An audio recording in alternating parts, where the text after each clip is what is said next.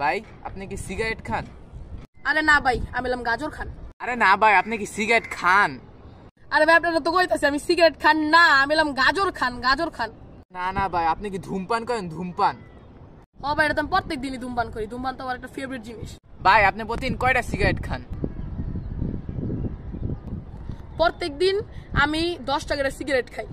তাইলে একটা সিগারেটের দাম 12 টাকা, আপনি প্রতিদিন 12টা করে খান, তাহলে 12টার দাম 120 টাকা। এক মাসে 3600 টাকা, আর এক বছরে 42,720 টাকা।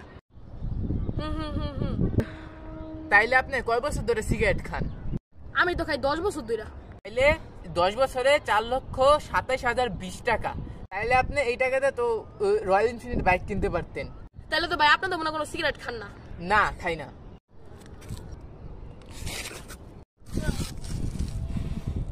ভাই মারছেন কামারে? তাহলে সিগারেট খাস তোর বাইক কই? নিজে মানে না, আবার অন্য